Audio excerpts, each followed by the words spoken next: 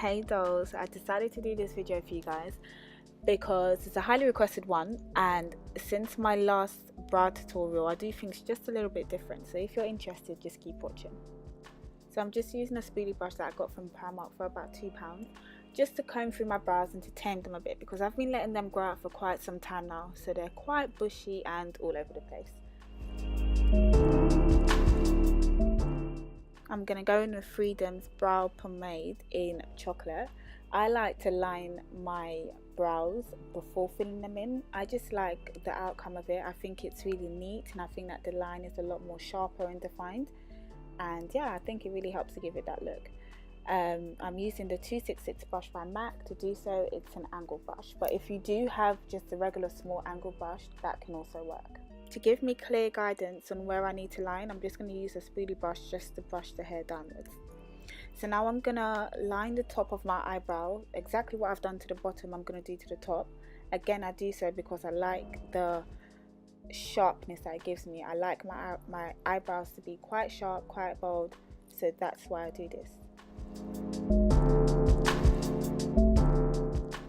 I'm not too sure, but I think in my last eyebrow tutorial I actually filled in my eyebrow with powder, but I'm not too sure. But this time I'm just going to use the same gel that I used to line it, because my eyebrow hairs are quite long, and I find that the gel, when it dries, it actually stays in place, so it helps my hair to actually stay in place. Whereas the powder, I would recommend using it if you've got quite neat eyebrows, well trimmed, waxed, threaded, whatever you do to them.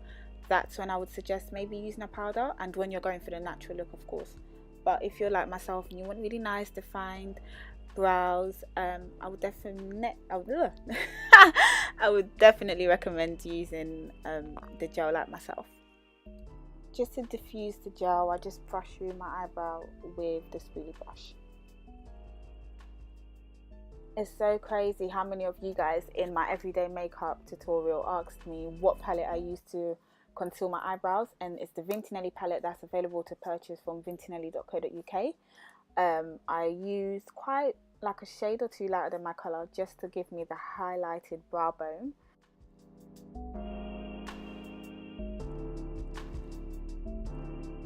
Also, in my everyday makeup tutorial, I realised that a lot of you guys asked me why is it that I use so much concealer to highlight my brows.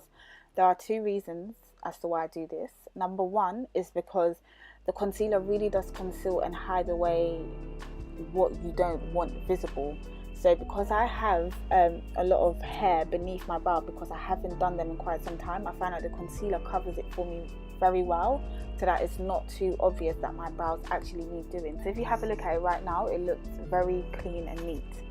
Another reason as to why I do this is because I don't necessarily prime my eye with an eyeshadow primer. I just use the excess concealer that I use beneath my brow. So now that I'm blending it in with a buffer brush, you find that I'll drag it all the way down to the lid, and that's my base for my eyeshadow colour. So just for you guys that wanted to know why I use so much concealer, that's why.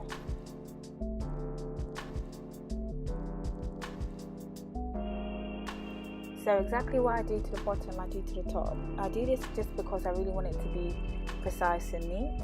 Often you find that on top as well, you get excess hair from your eyebrows when you're doing. So I just do that just to cover it up and just to neaten it up a bit.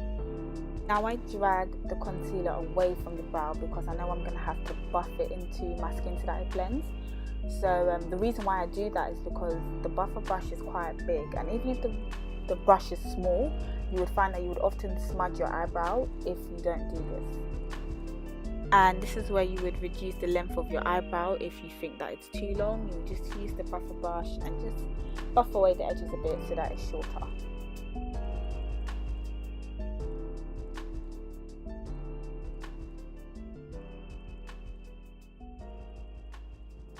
Yeah, so just being silly and just tidying it up a bit, and this is the outcome. When you're applying your foundation, obviously you would cover the top bit with your foundation colour just so that it blends in with the rest of your foundation. I hope you guys enjoyed. Stay tuned, subscribe, like and comment, and see you next time.